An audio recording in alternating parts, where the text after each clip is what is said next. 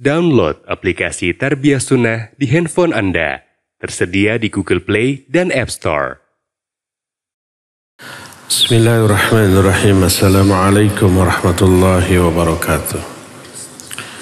Alhamdulillahilladzi ba'atha fil ummiyina rasulan minhum yatlu alaihim ayatihi wa yuzakkihim wa yu'allimuhumul kitaba wal hikmah wa in kanu min qablu lafi dhalalin mubin.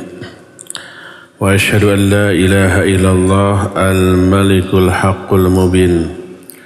Wa asyhadu anna Muhammadan abduhu wa rasuluh sadiqul wa'dil amin. Wassalatu wassalamu ala asyrafil anbiya'i wal mursalin wa ala alihi wa ashabihi ajma'in wa man tabi'ahum bi ihsanin ila yaumiddin wa ba'd. Hadirin sedang jamaah Masjid Agung Al-Ukhwah Bandung, ya Allah muliakan. Para pendengar Radio Tarbiyah Sunnah Bandung, Radio Roja di beberapa kota dan radio-radio lain, pemirsa Roja TV, Rabbani TV, Niaga TV dan beberapa TV lain, serta para netizen di mana saja Anda berada. Kembali kita berjumpa melanjutkan kajian kitab Mukhtasar Ma'arijil Qabul. Kita sedang membahas iman kepada hari akhir. Iman kepada hari akhir mencakup iman terhadap apa yang terjadi setelah mati, di antaranya alam kubur. Di alam kubur ada 3 kejadian. Pertama, fitnah kubur berupa pertanyaan munkar nakir di alam kubur. Kedua, ada azab kubur bagi orang-orang yang layak menerima dan merasakannya. Ketiga, nikmat kubur. Itu yang terjadi di alam kubur. Berita tentang adanya alam kubur diisyaratkan oleh beberapa ayat yang sudah kita bahas di pertemuan yang lalu dan di banyak hadis yang sahih. Saking banyaknya hadis yang meriwayatkan tentang alam kubur, maka para ulama menyatakan hadis tentang alam kubur mencapai derajat mutawatir maknawi. Walaupun isinya tentang yang gaib dan tidak terjangkau oleh akal kita, maka wajib untuk kita yakini dan meyakininya, termasuk beriman kepada perkara yang gaib. Dan inilah salah satu ciri orang yang bertakwa. Dalam surah Al-Baqarah ayat-ayat awal disebutkan alladzina yu'minuna bil ghaib. Orang bertakwa adalah orang yang beriman kepada perkara gaib, selama perkara gaib itu diterangkan dalam Quran dan sunnah yang sahihah. Adapun kalau perkara gaib itu sumbernya bukan Quran, bukan hadis, tidak boleh untuk kita yakini. Karena yang tahu perkara yang gaib hanyalah Allah. Dan Allah hanya memberitahukan perkara gaib ini kepada Rasul yang diridhoinya. Alimul ghaibi fala yudhiru ala ghaibihi ahadan illa man irtada min rasulin. Dalam surah Jin dikatakan demikian. Allah lah yang mengetahui perkara gaib. Dan Allah tidak memberitahukan perkara gaib ini kepada seorang pun, kecuali kepada Rasul yang diridhoinya. Maka kalau perkara gaib ini sumbernya dari Allah, Al-Quran, atau dari Nabi SAW dalam hadis yang sahih, wajib kita yakini, baik masuk akal atau tidak, terjangkau oleh indera kita atau tidak. Selama itu sumbernya dari Allah dan Rasulnya, wajib kita yakini. Termasuk adanya alam kubur itu perkara gaib. Alam kubur bukanlah alam nyata, bukan kuburan. Harus dibedakan antara alam kubur dan kuburan. Kalau kuburan masih alam nyata, karena kita yang bikin, manusia yang buat, yang ngegali, yang memasukkan jenazah, bisa digali lagi, bisa dirubah. Itu alam nyata kalau kuburan. Kalau alam kubur itu alam gaib, entah di mana, entah bagaimana. Disebut alam kubur karena umumnya yang mati dikubur. Pada hakikatnya kalau orang mati baik dikubur ataupun tidak, tetap masuk ke alam kubur, ke alam barzakh walaupun tidak dikuburkan. Kita sudah membahas ayat-ayat dan hadis-hadis yang sahih yang menjelaskan tentang adanya alam kubur. Kita akan teruskan dengan penjelasan hadis. Dari Abdullah bin Umar radhiyallahu anhuma bahwa Rasul alaihi salatu wasallam bersabda, "Inna ahadakum idza mata uridha alaihi maq'aduhu bil ghadati wal 'ashyi. In kana min ahli jannah famin ahli jannah wa in kana min ahli nar famin ahli nar. Fayuqal hadha maq'aduka hatta yab'athaka Allahu yaumal qiyamah." Rawahul Bukhari. Ngeri kita dengar hadis ini ya. Apabila salah seorang di antara kalian mati, masuk ke alam kubur, diperlihatkan kepadanya tempat tinggal dia nanti pada hari kiamat setiap pagi dan petang. Kalau dia calon ahli surga, akan diperlihatkan rumahnya di surga. Kalau dia calon ahli neraka, akan diperlihatkan rumahnya di neraka. Jadi apa dia calon surga, calon neraka, dia sudah tahu ketika di alam kubur. Karena diperlihatkan tempat tinggal. Nanti kalau kiamat sudah terjadi. Lalu dikatakan inilah tempat tinggalmu nanti. Sampai kamu dibangkitkan oleh Allah pada hari kiamat, baru kamu akan menempatinya. Semoga nanti kita di alam kubur yang kita lihat itu istana di surga setiap pagi dan petang. Dan ini termasuk salah satu di antara jenis nikmat kubur bagi orang mukmin. Salah satu nikmat kuburnya diperlihatkan istana dia di surga. Itu menghibur, iya. Memberi optimisme, kebahagiaan, iya. Sebaliknya bagi ahli kubur, yang calon ahli neraka diperlihatkan tempat tinggal di neraka, itu salah satu bentuk azab kubur bagi dia. Hadis ini diriwayatkan oleh Imam Bukhari dan hadis ini menjelaskan bahwa alam kubur itu ada. Salah satu bentuk kondisi keadaan yang diperlihatkan di alam kubur adalah nanti diperlihatkan tempat tinggal dia pada hari kiamat, surga ataukah neraka. Hadis kedua di hari ini. Kalau hari-hari yang sebelumnya ini hadis ke-8 yang menceritakan tentang alam kubur. Masih dari Ibnu Umar radhiyallahu anhuma, dia berkata, "Ittala'an Nabiyyu sallallahu alaihi wasallam ala ahlil Kulayb.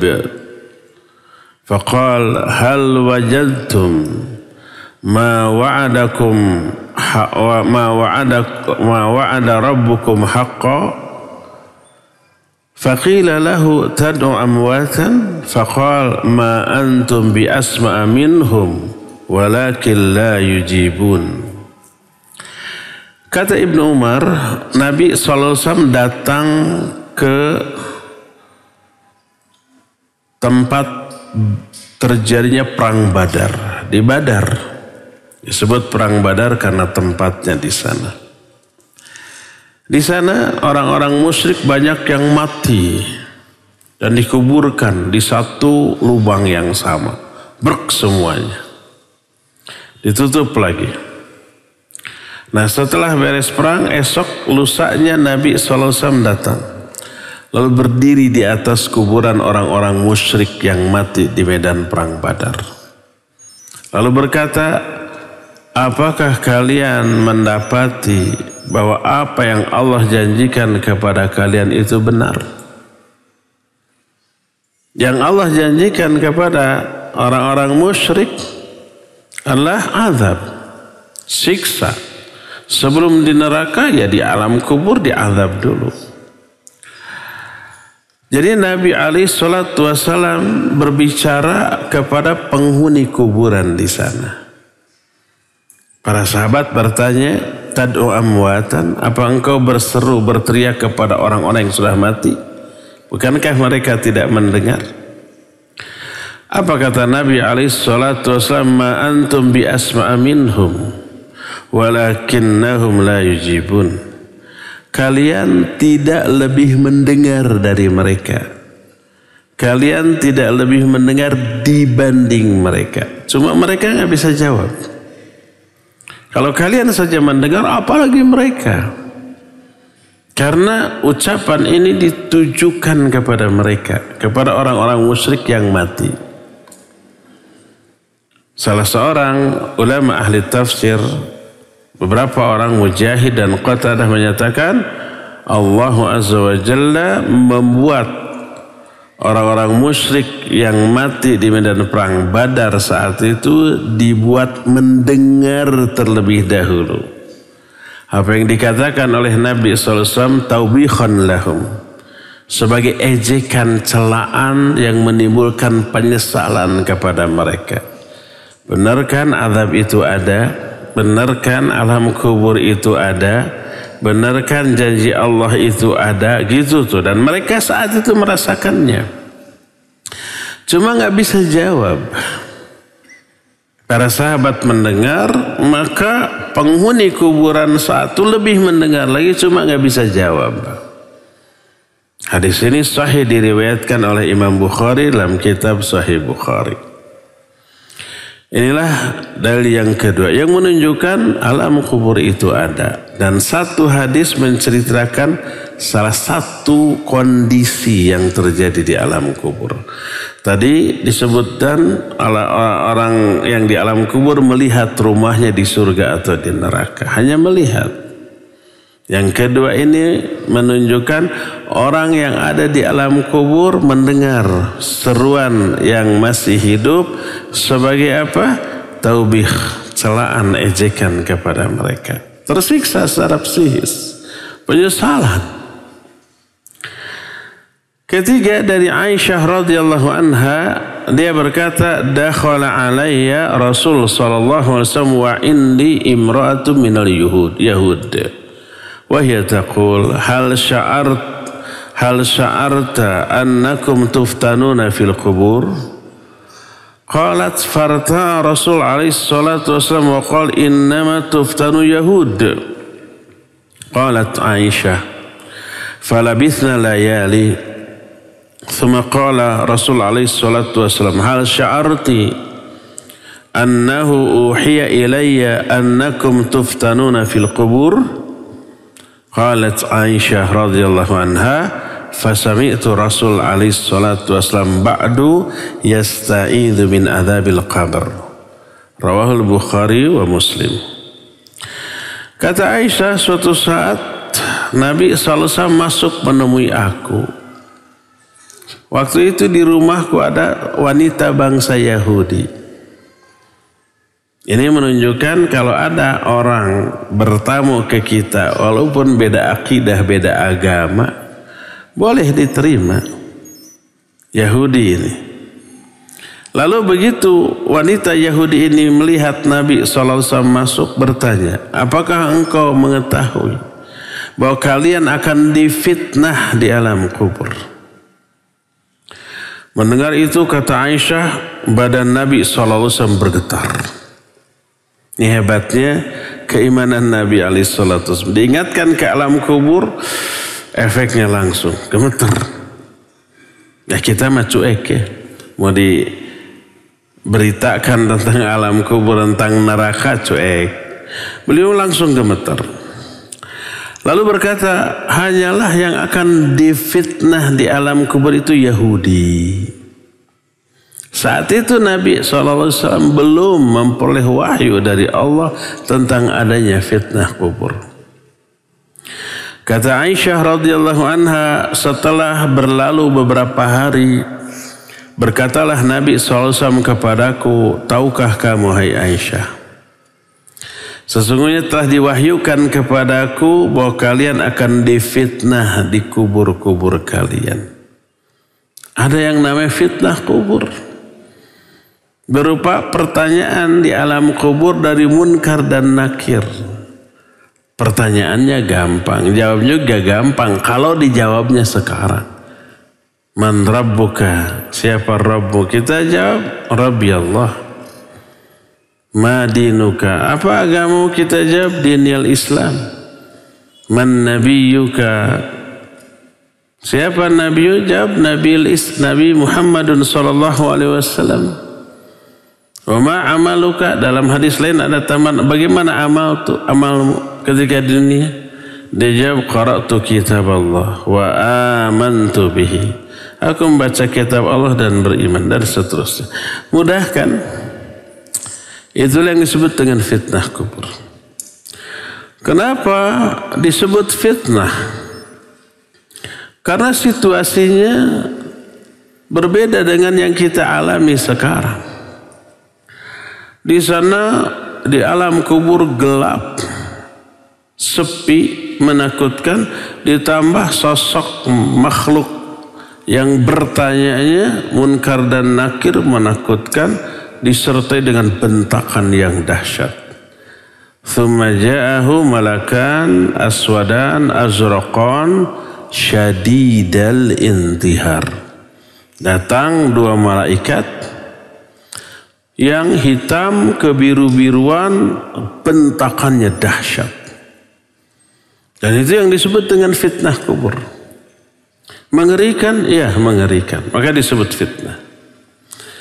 Jadi kata Nabi SAW kepada Aisyah, tahukah engkau hai Aisyah, telah diwahyukan kepadaku bahwa kalian akan difitnah di alam kubur. Ditanya. Maka kata Aisyah, aku mendengar Rasul SAW setelah peristiwa itu selalu berlindung kepada Allah dari azab kubur. Selalu berdoa, Allahumma inni a'udzubika min azabil qabr. Dan mengajarkan doa ini kepada sahabat-sahabatnya sampai ke kita. Yang harus kita baca dalam momen terbaik dalam kehidupan kita, itu sholat. Tepatnya waktu apa? Tahiyat. Allahumma inni a'udzubika min azabi jahannam, min azabil qabr. Selalu. Dan ini perintah Nabi SAW, ista'idhu billahi min azabil qabr. Di sini diriwayatkan oleh Imam Bukhari dan Imam Muslim dengan sanad yang sahih. Inilah hadis yang ketiga di hari ini. Hadis keempat. Masih dari Aisyah radhiyallahu anha, beliau menceritakan salat kusuf, salat gerhana matahari. Ketika menceritakan cerita Aisyah tentang peristiwa terjadinya gerhana sampai Nabi SAW salat dan khutbah, ini panjang. Tapi salah satu dari penggalan isi hadis ini adalah Nabi SAW dalam khutbahnya berkata, walaqad ra'aitu jahannam yahtimu ba'duha ba'dha hatta ra'aitumuni ta'akhartu wa ra'aitu fiha ibnu Luhai wa huwa alladhi sayyaba sawaib. Diceritakan kan di dalam salat gerhana itu Nabi SAW maju mengulurkan tangannya seperti mau memetik sesuatu. Tiba-tiba beliau mundur pontang-panting seperti takut terhadap sesuatu. Itu dalam salat. salat gerhana. Lalu Nabi SAW menjelaskan, salah satunya adalah sungguh aku melihat neraka jahanam sebagian apinya memakan sebagian api yang lainnya. Dan itu terjadi ketika kalian melihat aku mundur. Jadi mundurnya beliau ketika sholat karena api neraka terlihat. Ketika sholat diperlihatkan surga dengan buah-buahan yang ada di taman surga. Nabi SAW ingin memetiknya dan itu terjadi ketika kalian melihat aku maju dan mengulurkan tanganku untuk memetik buah. Tiba-tiba bayangan surga hilang, muncul bayangan neraka yang apinya menyambar-nyambar, beliau mundur. Nah, di dalamnya aku lihat Ibnu Luhai. Ibnu Luhai adalah perintis paganisme di Mekah. Dia yang pertama kali membuat patung untuk disembah. Sejak dia merintis, patung-patung menjadi banyak di areal Ka'bah lalu disembah oleh manusia. Maka dia memperoleh azab. Termasuk di alam kuburnya, memikul dosa karena dia yang pertama kali membuat patung plus dosa orang-orang yang mengikuti perbuatan buruknya. Ditimpakan lagi ke dia, man sanna fil Islam sunnatan sayyi'atan fa alaihi wizruha wa wizru man amila biha. Siapa orang yang menunjukkan satu kesalahan di dalam Islam, terus dia memikul dosa dari kesalahan itu. Ditambah dosa orang yang mengikuti kesalahan yang dirintisnya. Tanpa mengurangi dosa masing-masing pengikutnya sedikit pun. Aku melihat si Ibnu Luhai ini diazab di dalam neraka, ususnya terburai. Dan itu gambaran di alam kuburnya. Ketika Nabi SAW sholat kusuf dan khusuf, diperlihatkan beberapa peristiwa gaib, gambaran surga, gambaran neraka, gambaran alam kubur. Maka Ibnu Luhai itu diazab di alam kubur karena keburukan yang dia rintis berupa membuat patung yang kemudian disembah. Hadis ini riwayat Imam Muslim dan hadis ini menjelaskan adanya surga, adanya neraka, adanya azab kubur. Inilah yang keempat. Kelima, hadis ini diterima dari Abu Ayyub Al-Ansari radhiyallahu an. Dia berkata, kharajan Nabi alaihi salatu wassalam wa qad wajabatis syamsu fasami'a sautan. Faqal Yahud tu'adzabu fi quburiha. Rawahu Muslim. Kata Abu Ayyub Al-Ansari, Nabi SAW keluar dari rumah. Saat itu matahari sudah tenggelam. Pas maghrib. Tiba-tiba beliau mendengar satu suara. Tidak disebutkan suaranya itu bagaimana.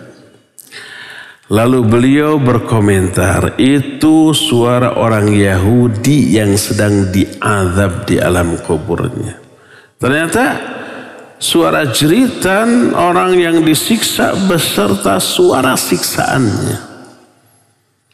Dan Nabi SAW salah satu mukjizat beliau bisa mendengar jeritan dari alam kubur. Sehingga kemarin kita sudah terangkan di hari Jumat yang lalu, laula an alla tudafinu la da'autullaha ayyusmi'akum kama asma min azabil qabr kama asma. Seandainya aku tidak takut, kalian tidak ingin menguburkan jenazah dan jenazah kalian, aku akan berdoa kepada Allah agar Allah menjadikan kalian mendengar jeritan alam kubur seperti yang aku dengar. Alhamdulillah Nabi tidak berdoa. Kalau berdoa pasti dikabul, kita semua nggak bisa tidur ya. Pasti akan mendengar jeritan di alam kubur. Nabi SAW mendengar.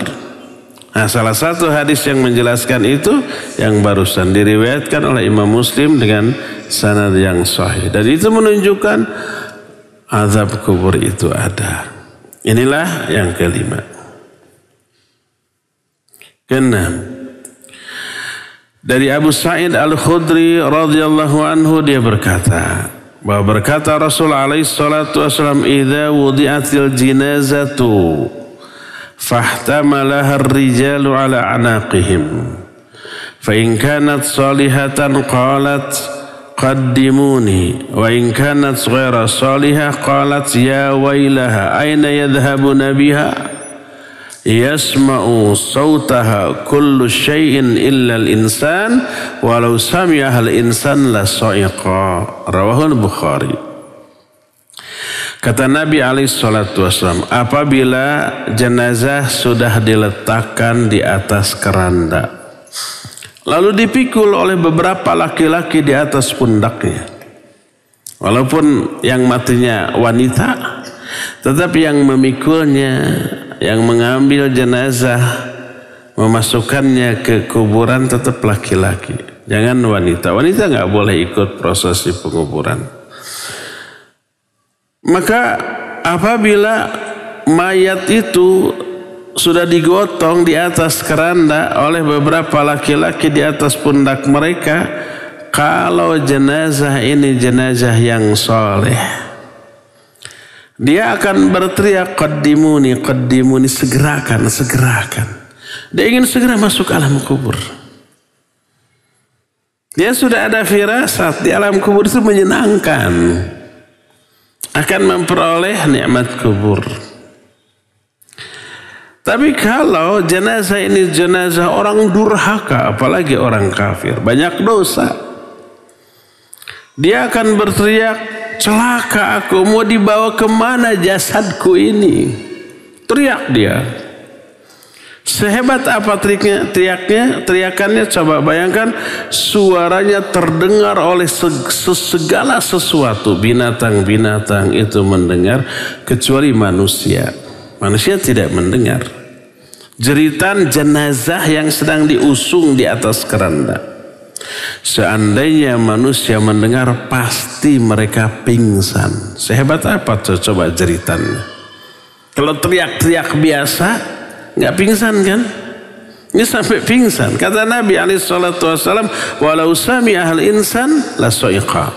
Seandainya manusia mendengar jeritan, ini belum diazab di alam kubur, belum. Masih di apa?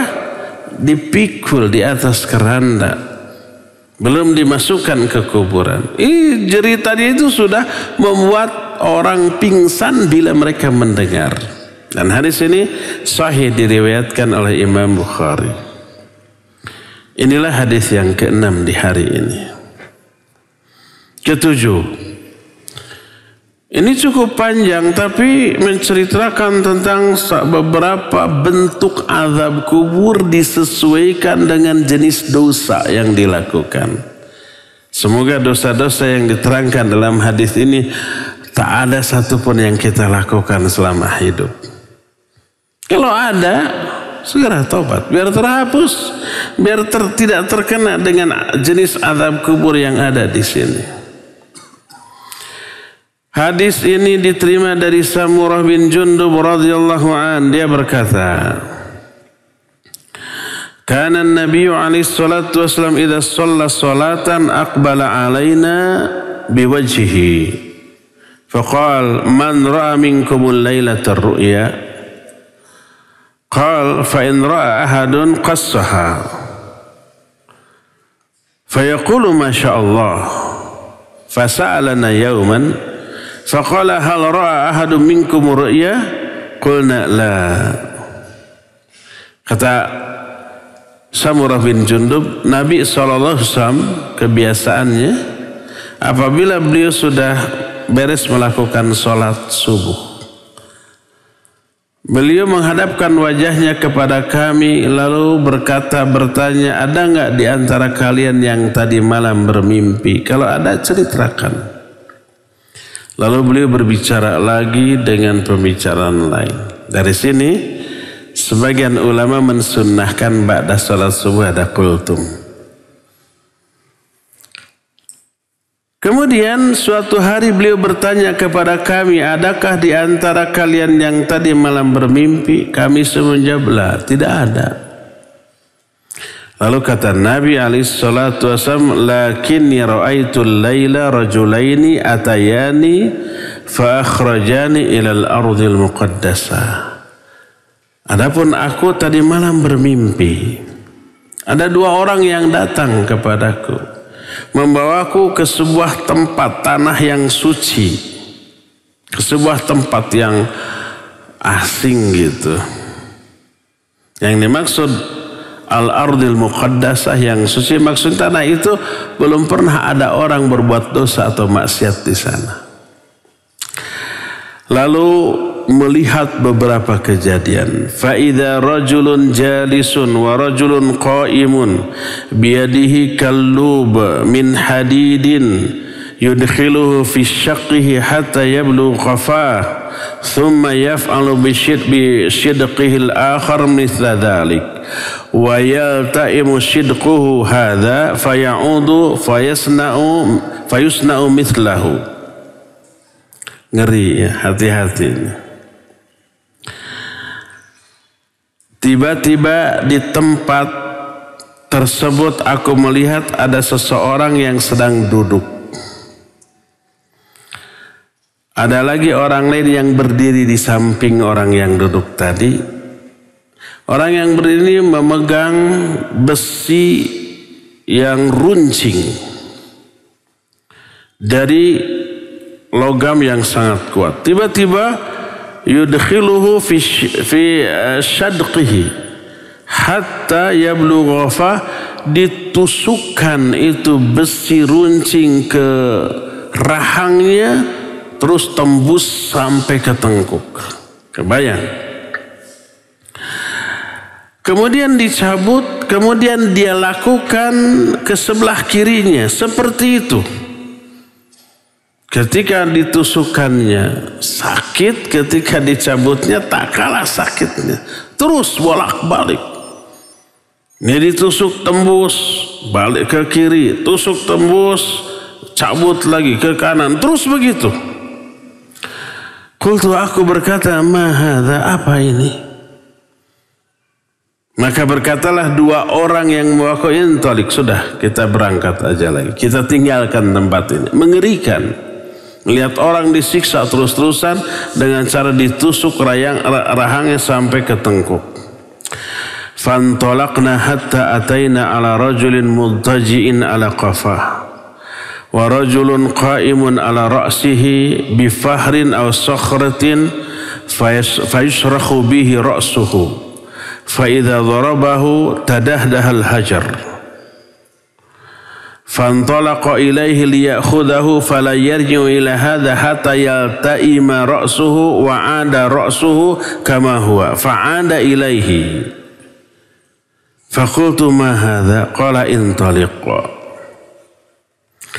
Kami pun berangkat meninggalkan tempat tadi. Tiba di satu tempat lain. Di tempat baru ini ada orang yang sedang berbaring. Di sampingnya ada orang yang sedang berdiri di arah kepalanya. Di arah kepala orang yang baring itu. Di tangan orang yang berdiri itu ada sebuah batu besar. Tiba-tiba itu batu ditimpakan ke kepala orang yang berbaring tadi. Penyet, kayak ayam. Kemudian menggelindinglah batu tersebut. Orang yang menimpakan batu itu pergi untuk mengambil batu yang menggelinding itu. Terus kembali ke tempat tadi. Kepala yang sudah ditimpa sampai pejet tadi sudah utuh kembali. Seperti sedia kala. Begitu dia kembali ke arah wajahnya, ditimpakan lagi itu batu. Sampai hancur lagi, kebayang otaknya, darahnya muncrat ke sana kemari, waliyadzubillah. Menggelinding lagi itu batu, diambil lagi, kembali lagi, sudah utuh. Begitu dan begitu seterusnya. Aku, kata Nabi SAW, berkata, ma hadza, apa ini? Tadi mengerikan, ini lebih mengerikan. Qala, kedua orang tadi berkata, intaliq, sudah kita berangkat lagi. Fantalaqna ila thaqbin mithla tanur a'lahu dhayiq wa asfaluha wasi'. Kita berangkat lagi. Tiba di tempat ketiga. Di tempat ketiga itu ada semacam tungku. Sekarang mungkin sudah tidak ada ya. Kalau dulu di kampung-kampung namanya seeng. Orang Sunda bilang seeng. Tahu seeng? Seeng itu tempat menanak nasi zaman dahulu. Bagian atasnya, bagian lehernya sempit. Tempat menyimpan apa? Asepan. Asepan itu berbentuk kerucut terbalik. Di bawahnya lebar. Dan di sana ada laki, perempuan, telanjang semuanya. Masuk ke sana. Setelah semua masuk, dinyalakan api di bawahnya. Kebayangkan kepanasan mereka, berebut ingin keluar. Tapi lubang untuk keluar cuma sempit, cuma untuk satu orang yang mau keluar semuanya. Berebutnya luar biasa, saling tarik, saling dorong, saling macam-macam ya. Menderitanya luar biasa. Yang terlambat gosong itu. Akhirnya mereka keluar. Setelah semuanya keluar, padamlah api tersebut. Apa yang terjadi setelah api padam? Itu orang laki perempuan telanjang yang sudah keluar itu masuk lagi ke sana. Setelah semua masuk, dinyalakan lagi api dari bawahnya. Berebut lagi keluar. Begitu dan begitu seterusnya. Kata Nabi SAW, "Mahadha, apa ini?" Kemudian udah kita berangkat lagi. Sudah 3 kasus ya, 3 peristiwa. Sampailah kami di sebuah sungai dari darah. Bayangkan sungai itu airnya darah. Di tengah sungai ini ada orang yang sedang berenang-renang. Kemudian di tepi sungai itu ada yang berdiri memegang beberapa batu di tangannya. Maka ketika orang yang sedang berendam atau tenggelam di sungai darah itu ingin menepi, ingin naik keluar dari sungai darah, dilempar oleh orang yang ada di tepi ini. Dilempar terus ke tengah lagi. Begitulah seterusnya, tenggelam lagi di sungai darah. Ketika berenang lagi ke tepi, dilempar lagi. Terus begitu. Nabi SAW kaget, ini siapa lagi? Kasus keempat kan. Udah kita pergi aja lagi. Lalu pergilah, sampailah di sebuah tempat yang menyenangkan.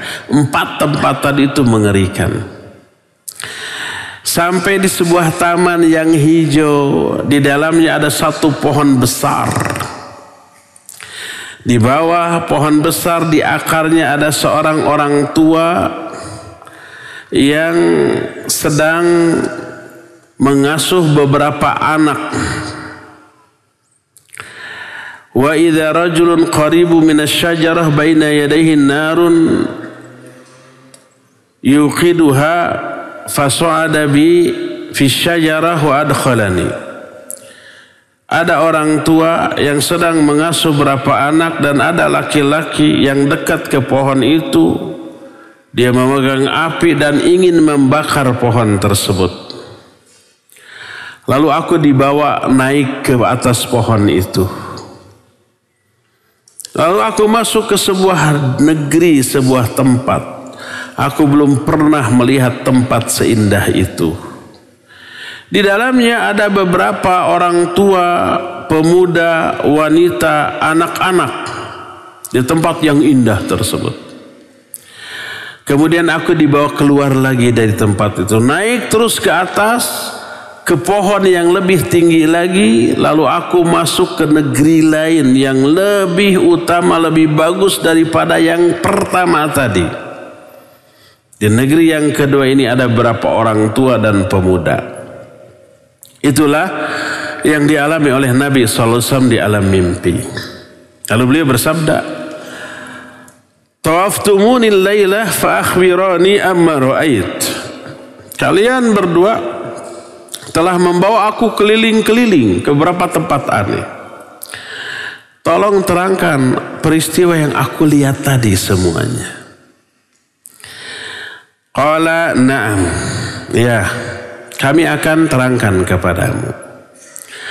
Amma alladhi ra'aitahu yashuqqu shidqahu fakadzab yuhaddithu bil kadhibah fatuhmalu anhu hatta tablughal afaq fayusna'u bihi ma ra'ait ila yaumil qiyamah.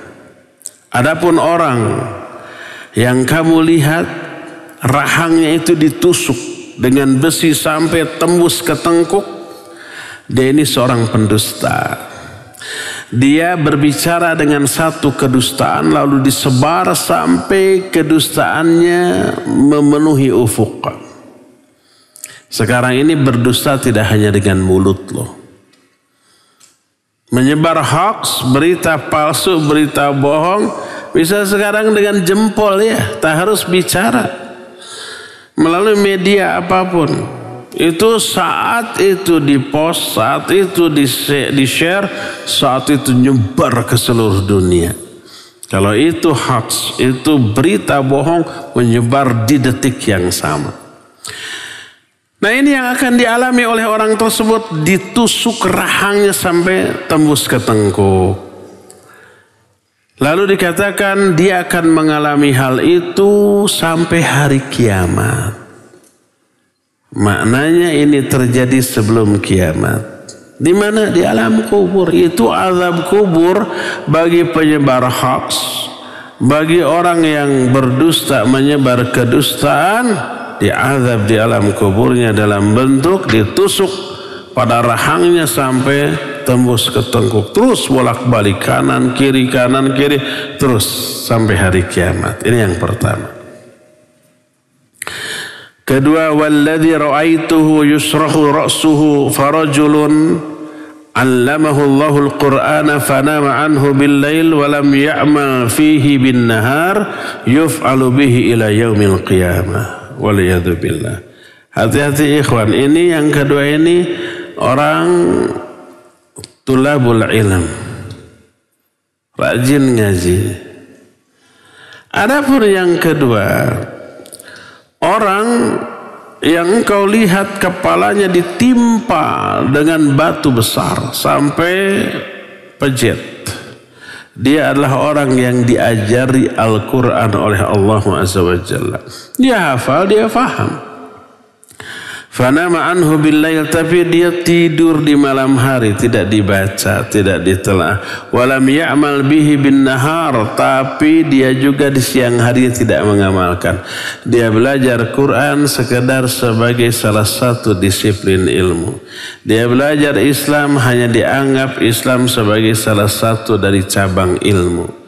Sama dengan ilmu-ilmu lain, sama dengan dianggap filsafat, sama dengan ilmu yang lainnya, ilmu sosial yang lain, hanya sebagai pengetahuan. Tidak dianggap sebagai satu ajaran yang wajib diyakini, diamalkan, didakwahkan. Enggak. Para Islamuluh ini, orang-orang yang menganggap Islam sebagai satu disiplin ilmu, mempelajari Islam hanya sebagai teori, kumpulan teori yang cukup untuk difahami, tidak untuk diyakini dan diamalkan. Nah, orang yang seperti berilmu tapi tak beramal mengalami azab seperti tadi di alam kuburnya terus sampai hari kiamat. Inilah yang kedua. Ketiga, walladzi ra'aitahu fi tsaqab fahumuz zunat.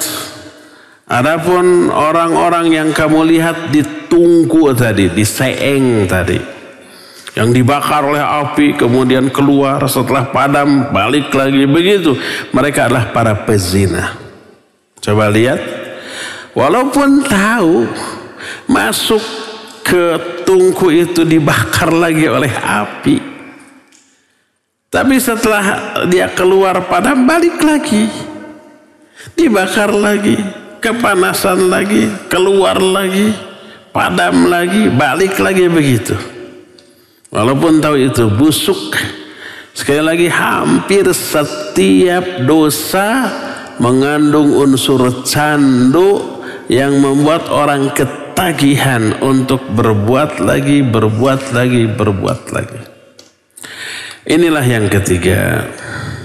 Yang keempat, walladzi ra'aitahu fin nahar akilur riba. Adapun orang yang engkau lihat di sungai darah, mereka pemakan riba. Mereka orang-orang yang menabung di bank-bank konvensional dan membuka deposito ada yang dengan harapan dapat untung dari bunganya. Hati-hati itu. Kelima, wasyekhu fi asli syajarah Ibrahim alaihissalatu wassalam wasibyan haulahu auladun nas. Adapun orang tua yang kau lihat duduk di akar pohon di sebuah taman indah, dia adalah Ibrahim alaihissalam. Dan anak-anak yang diasuhnya adalah anak-anak manusia. Maksudnya anak-anak yang mati sebelum baligh. Mereka di alam kuburnya ada di tempat indah, diasuh oleh Nabiullah Ibrahim alaihissalatu wassalam. Walladzi yuqidun nar mali khazinun nar. Adapun orang yang kau lihat membawa api, itu adalah Malik, penjaga neraka. Wadarul ula allati dakhalta daru amatil mu'minin. Adapun negeri pertama setelah naik ke atas pohon, kemudian masuk ke sebuah negeri yang indah, ada orang tua, wanita, laki-laki, anak-anak. Mereka adalah umumnya kaum mukminin yang soleh. Di alam kuburnya mereka berbahagia di sana. Wa amma hadhihi dar fadarus syuhada. Adapun negeri yang kedua yang lebih indah dari yang pertama, yang sekarang kita ada di sana, kata Nabi sallallahu alaihi wasallam, kata dua orang yang membawanya, itu adalah negerinya para syuhada. Di alam kuburnya para syuhada berada di sebuah taman surga yang lebih indah daripada taman surga yang ditempati oleh orang-orang mukmin yang soleh. Wa ana Jibril wa hadha Mikail. Adapun aku Jibril dan ini Mikail. Ternyata dua orang yang membawa Nabi SAW di alam mimpi itu Jibril dan Mikail. Lalu berkatalah Jibril, farfa' ra'saka. Sekarang angkat kepalamu. Farafa'tu ra'si. Aku angkat kepalaku. Maksudnya menengadah ke atas. Fa'idha fauqi mithlas sahab. Tiba-tiba di atasku ada seperti segumpal awan. Qala, berkatalah kedua malaikat ini, Jibril dan Mikail, dzaka manziluka, itu nanti kedudukanmu. Setelah kamu mati, kamu di sana. Tentu saja lebih indah daripada negerinya para syuhada dan orang-orang mukmin soleh. Para ulama menyebut kedudukan Nabi alaihissalatu wassalam di alam kubur dengan ar-rafiqul a'la. Qultu, aku berkata, kata Nabi sallallahu alaihi wasallam, da'ani adkhulu manzili, biarkan aku masuk dulu ke tempatku nanti, ingin melihat ar-rafiqul a'la itu kayak apa, seindah apa. Ini tempat para syuhada aja sudah demikian indahnya, bikin betah. Apa kata malaikat ini? Innahu baqiya laka umrun lam tastakmilhu falistakmalta ataita manzilaka. Kamu masih ada sisa umur beberapa waktu lagi yang belum kamu sempurnakan. Kalau nanti kamu sudah sempurnakan, tiba saatnya mati, baru kamu akan memasuki tempatmu di sana. Hadis ini sahih diriwayatkan oleh Imam Bukhari dalam kitab Sahih Bukhari. Jadi Nabi SAW tidak melihat tempat beliau nanti di alam kuburnya karena belum saatnya mati, masih ada beberapa sisa umur yang harus disempurnakan. Karena itulah ketika di akhir hayat beliau ditawari, mau tinggal hidup beberapa tahun lagi yang kau kehendaki, atau kamu mau mati dan menempati Ar-Rafiqul A'la. Beliau memilih Allahumma Ar-Rafiqul A'la. Ya Allah, saya memilih Ar-Rafiqul A'la. Itu tempat terindah di alam kubur. Oleh karena itu, lalu setelah itu beliau terkulai mati. Pada peristiwa ketika beliau sudah menyatakan Allahumma Ar-Rafiqul A'la. Ya Allah, aku lebih memilih Ar-Rafiqul A'la daripada hidup agak panjang beberapa masa lagi. Nah, ini hadis riwayat Imam Bukhari menceritakan peristiwa di alam kubur. Ada azab kubur, ada nikmat kubur yang dialami oleh masing-masing orang karena amal-amalnya. Inilah hadis yang ke-8 di hari ini. Dengan hari-hari kemarin sudah 14. Hadis terakhir yang kita bahas tentang alam kubur adalah hadis dari Utsman radhiyallahu an. Dia berkata, kana an-nabiy sallallahu alaihi wasallam idza faragha min dafni ar-rajul waqafa alaihi wa qala istaghfiru li akhikum was'alu lahu ats-tsabat fa innahu al-an yus'al. Kata Utsman, Allah Nabi sallallahu alaihi wasallam apabila beliau selesai menguburkan seorang jenazah, beliau berdiri di atas kuburannya. Maksudnya di sampingnya, bukan menginjak kuburannya, karena nggak boleh. Lalu beliau berkata, istaghfiru li akhikum ats-tsabat. Kata beliau, mintakan ampunan bagi saudaramu, was'alu lahu ats-tsabat, dan mintakan keteguhan bagi dia, karena sesungguhnya sebentar lagi dia akan ditanya. Nabi SAW menyuruh hadirin untuk mendoakan orang yang baru dikuburkan, sebentar lagi akan ditanya, akan mengalami apa yang disebut dengan fitnah kubur, agar ketika menjawab tegar dan benar, sehingga selamat dari azab kubur, memperoleh nikmat kubur. Di sini riwayat Imam Abu Daud dengan sanad yang sahih, sebagaimana kesahihannya diterangkan dalam kitab Sahih Al-Jami'us Shaghir. Dan ini hadis menceritakan alam kubur itu ada. Saking banyaknya hadis-hadis tentang alam kubur, lebih dari 45 hadis, keseluruhannya sahih. Maka tak heran apabila para ulama ahli hadis menyebut hadis tentang alam kubur dengan sebutan hadis yang mutawatir maknawi, yang membawa faidah qat'i, wajib diyakini adanya alam kubur karena diterangkan oleh Al-Quran dan hadis-hadis yang mencapai derajat mutawatir maknawi. Dan keimanan terhadap adanya alam kubur termasuk bagian dari iman kita kepada hari akhir. Tak sempurnalah iman kita kepada hari akhir bila tidak meyakini adanya alam kubur ini, ya. Inilah penjelasan kita di sore hari ini dengan judul alam kubur itu ada, karena diterangkan oleh ayat dan hadis-hadis yang sahih. Penjelasan kita di sore hari ini cukup sampai di sini, dan kita masih punya sisa waktu untuk bertanya jawab. Seperti biasa untuk hari Jumat ini, pertanyaan dikhususkan bagi pendengar dan pemirsa radio dan TV Roja. Kepada Abu Lukman di studio Radio Roja Cilengsi, dipersilakan untuk memandu tanya jawab. Wassallallahu ala nabiyina Muhammadin wa ala alihi wa ashabihi wasallam. Silakan. Baik Ustaz, kita angkat pertanyaan pertama melalui pesan WhatsApp dari Ikhwan di Kerawang. Izin bertanya Ustaz, ucapan ejekan Ustaz bagi kubur orang kafir, apakah juga merupakan sunnah Nabi yang boleh kita lakukan Ustaz? Barakallahu fiik, mohon penjelasannya. Tafadhol Ustaz. Taib wa fika barakallah. Boleh nggak ketika kita lewat di kuburan orang kafir yang kita yakini mati dalam keadaan kafir, boleh nggak kita ejek? Hukum asal boleh. Karena realitanya seperti itu. Selama tidak menimbulkan madarat.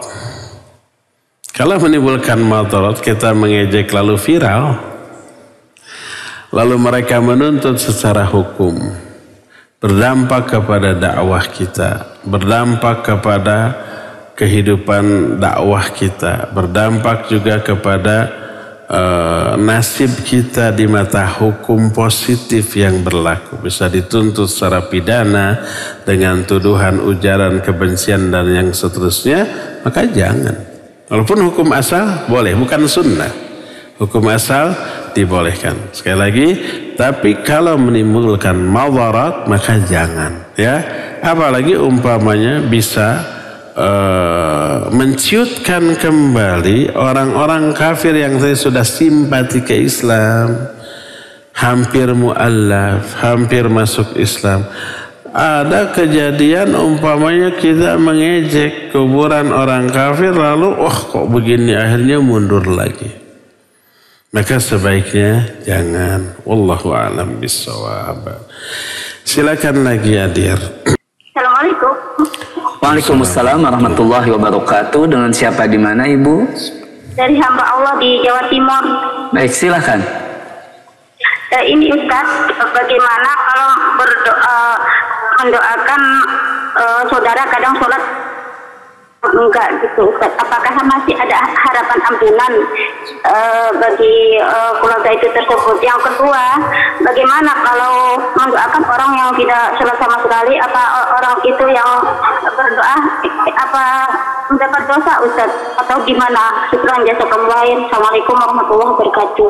Waalaikumsalam warahmatullahi wabarakatuh. Silakan Ustaz.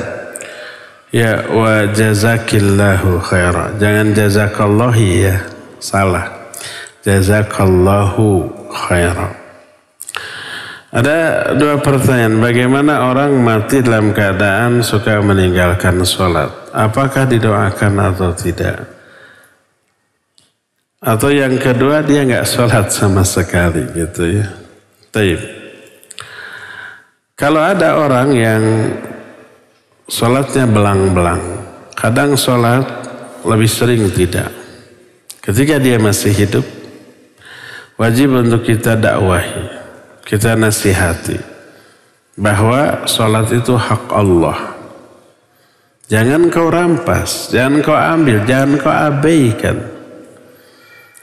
Meninggalkan sholat berarti mengambil hak Allah. Dan karena itu dosanya lebih besar daripada pencuri, perampok, pembunuh, pezina. Waliyadzubillah. Kenapa? Karena kalau mencuri, merampok, membunuh, yang diambil itu hak sesama makhluk. Hak sesama manusia. Tapi kalau tidak sholat, mengambil, merampas hak Allah. Itu penjelasan Imam Az-Zahabi dalam kitab Al-Kabair. Makanya ditaruh pada dosa terbesar kedua. Yang pertama syirik dan kufur. Kedua tarikus sholat, orang yang meninggalkan sholat. Beliau menjelaskan orang yang meninggalkan sholat dosanya lebih besar daripada pencuri, maling, perampok, pembunuh. Yang pembunuh yang diambil hak bersama makhluk, nyawanya. Pencuri, perampok yang diambil hak sesama makhluk, hartanya. Ini tidak sholat, hak Allah yang dia rampas, yang diambil, ya. Dosanya besar. Wajib untuk kita dakwahi, kita nasihati, kita kasih peringatan dengan sebaik-baik cara, ya. Kalau ternyata dia kekeh tidak mau sholat sempurna karena hawa nafsu, lalu mati, doakan enggak? Doakan. Mintakan ampunan. Karena dia mati sebagai seorang muslim menurut jumhur ulama. Orang yang tidak sholat dengan keyakinan masih meyakini kewajiban sholatnya, dia mati sebagai seorang muslim, tapi muslim yang berdosa besar. Sebagai muslim, dia memperoleh hak-hak yang sama dengan muslim pada umumnya. Kalau dia mati, wajib dimandikan, dikafani, disolatkan, dikuburkan di pekuburan kaum muslimin dan didoakan. Maka untuk orang berdosa besarlah syafaat Nabi SAW diperuntukkan. Beliau bersabda, inna syafa'ati li ahli al-kabairi min ummati. Sungguhnya syafaatku diperuntukkan bagi orang-orang yang berdosa besar di kalangan umatku. Nah, orang yang berdosa besar lebih pantas, lebih perlu memperoleh syafaat daripada orang soleh. Orang soleh dengan kesolehannya tanpa dapat syafaat pun selamat dari azab ke surga. Tapi orang durhaka ini butuh pertolongan. Maka doakan mereka yang durhaka, yang kita ketahui matinya dalam keadaan durhaka. Mungkin matinya OD, mungkin matinya bunuh diri, mungkin matinya su'ul khatimah. Tapi kita yakin semua dosa besarnya itu yang dilakukan selama hidup tidak mengeluarkan dia dari Islam, tidak sampai murtad. Maka dia tetap muslim. Tapi muslim yang berdosa besar doakan ampunan, doakan rahmat ya. Yang pertama. Nah kedua, sekarang orang selama hidup nggak sholat sama sekali. Nggak pernah, walaupun Jumatan, walaupun Idul Fitri, Idul Adha, nggak pernah. Bagaimana orang yang seperti ini? Kalau dia pernah tercetus ketika ditanya, kamu nggak pernah sholat, kenapa? Tercetus, sholat nggak wajib, buang-buang waktu, ngapain umpamanya? Kufurlah dia karena mengingkari kewajiban sholatnya.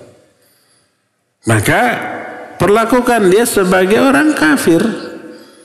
Kalau mati jangan disolatkan, jangan dikuburkan di pekuburan kaum muslimin, dan jangan didoakan ampunan dan rahmat.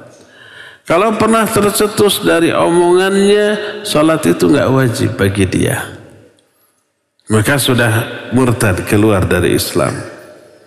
Tapi kalau dia menyatakan, saya tahu ini wajib solat tuh, tapi gimana ya, berat.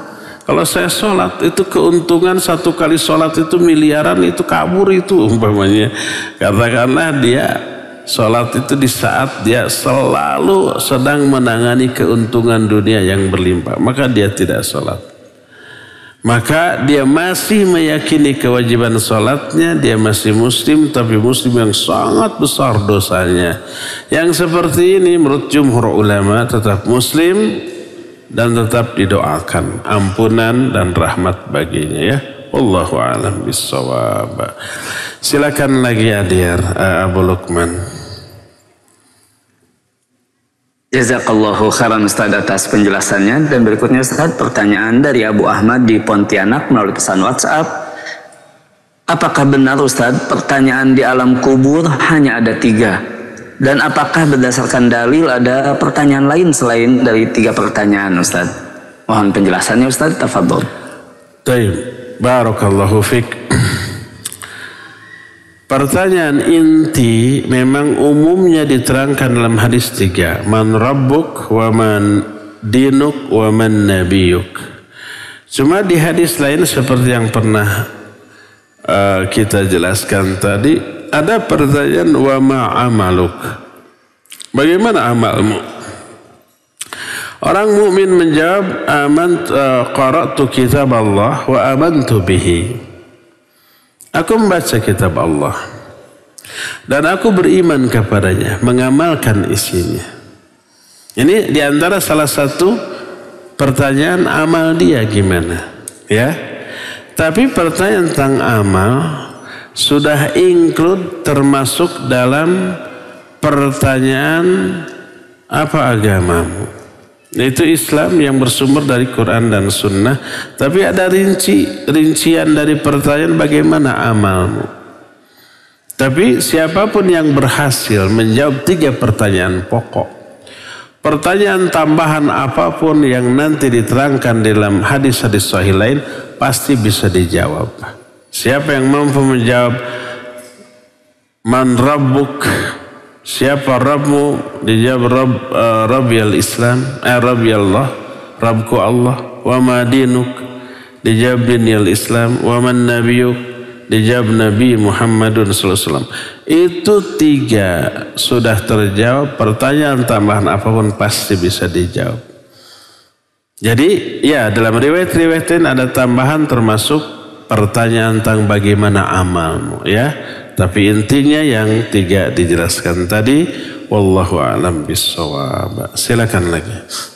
Pertanyaan dari Bapak Rahman di Ogan Komering Ilir, Ustaz. Apakah di alam kubur itu ada istilah Sijadul Aqsa, Ustaz, yakni ular besar, Ustaz? Tayyib, barakallahu fiik. Benarkah ada ular di alam kubur? Iya. Tapi bagi orang-orang yang berhak memperoleh azab kubur. Beberapa jenis azab kubur diterangkan dalam beberapa hadis. Pertama, ada himpitan di alam kubur. Nah, himpitan ini teralami sekalipun oleh orang soleh, oleh calon penghuni surga. Sa'ad bin Mu'adz, orang yang soleh, yang kematiannya membuat arsy ini berguncang. Karena kesolehannya luar biasa. Kata Nabi SAW, inna fil qabr dadqatan. Sesungguhnya di alam kubur ada satu himpitan. Lau naja minhu la naja Sa'ad bin Mu'adz. Seandainya ada orang yang layak selamat dari himpitan ini, pastilah yang layak ini Sa'ad bin Mu'adz. Ternyata dia pun tidak selamat, terkena himpitan di alam kubur. Sampai remuk tulang belulangnya, iya. Sakit enggak? Ya pasti sakit lah.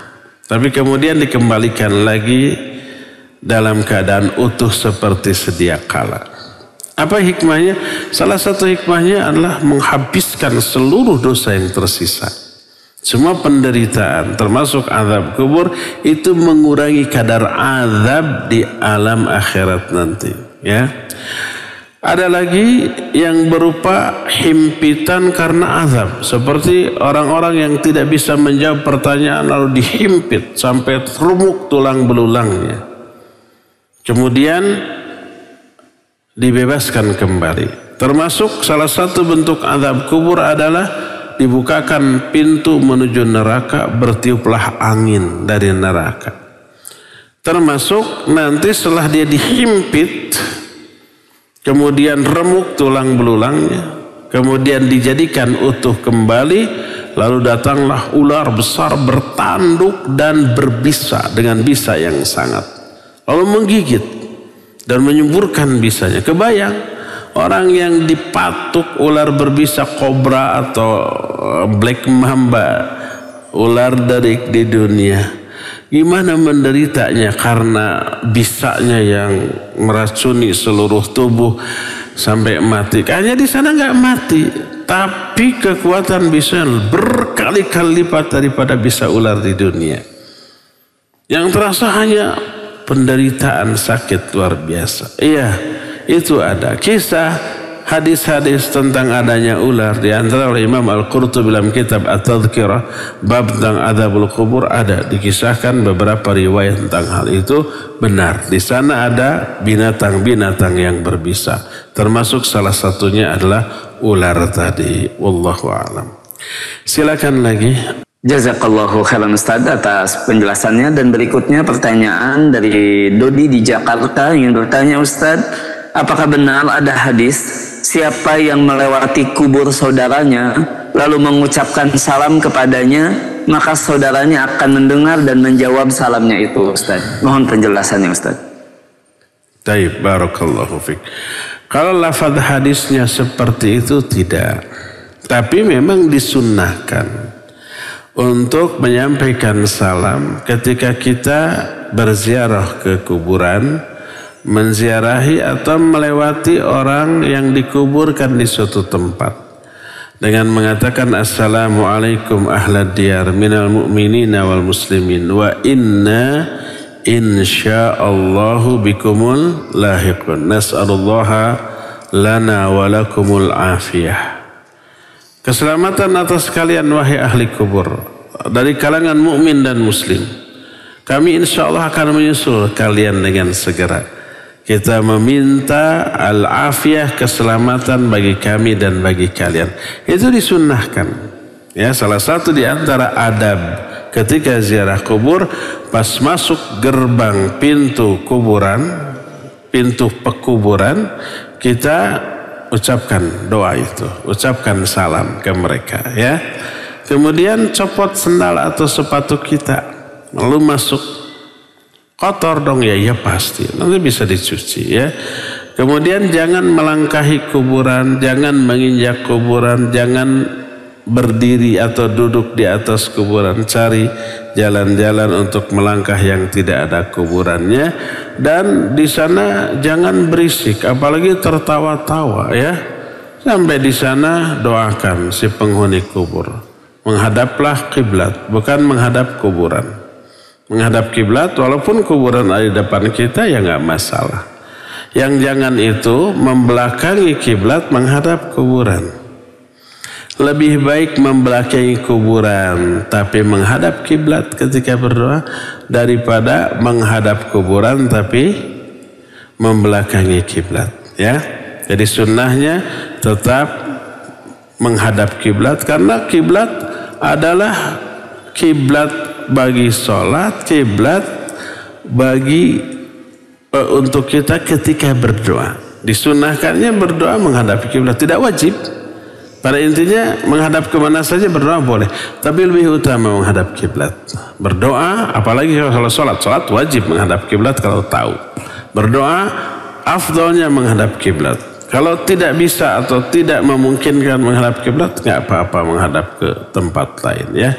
Demikian, wallahu a'lam bishawab. Terakhir ya, Abu Lukman, silakan. Baik, jazakallahu khairan Ustaz atas penjelasannya. Pertanyaan terakhir Ustaz dari hamba Allah di Brebes, ingin bertanya Ustaz, kalau ada orang tua dan salah satunya beda agama dengan kita Ustaz, bolehkah kita berdoa dengan Rabbi gfirli wali walidayya Ustaz kama rabbayani shaghira? Mohon penjelasannya Ustaz. Barakallahu fiik. Kalau orang tua masih hidup, salah seorang di antaranya belum muslim, mudah-mudahan yang belum muslim itu ibunya. Kalau bapaknya wajib muslim. Kalau bapaknya belum muslim, tidak muslim, maka pernikahannya fasakh, bukan cerai, fasakh, rusak, bukan suami istri lagi. Hubungannya selama itu dianggap hubungan yang haram, berzina. Kecuali kalau ibunya yang bukan muslim, bapaknya muslim, dan ibunya agamanya ahlul kitab, masih sah, masih boleh. Sekarang salah satu di antara orang tua belum muslim, masih hidup, doakan Rabbi gfirli, ya Allah ampuni aku dan ampuni orang tuaku yang muslim saja. Kalau yang muslim bapaknya Rabbi gfirli, terus wa abi atau wa walidi. Kalau ibunya belum muslim jangan didoakan ampunan. Karena nggak boleh mendoakan ampunan. Sekalipun itu kerabat terdekat kita, baik ketika hidup apalagi setelah mati. Adapun mendoakan hidayah bagus. Ya Allah ampuni aku, ampuni ayahku, beri hidayah kepada ibuku. Begitu. Jadi itulah yang harus dilakukan. Adapun kalau belum muslim tidak boleh dimintakan ampunan baik selama hidup apalagi setelah mati. Adapun masih hidup doakan hidayah bagi orang tua kita yang belum masuk Islam. Jadi tidak boleh mendoakan ampunan bagi orang kafir sekalipun itu orang tua kita selama kita masih ada dan mereka hidup, apalagi setelah mati. Yang boleh adalah mendoakan hidayah agar Allah memberikan hidayah agar mereka masuk Islam, ya.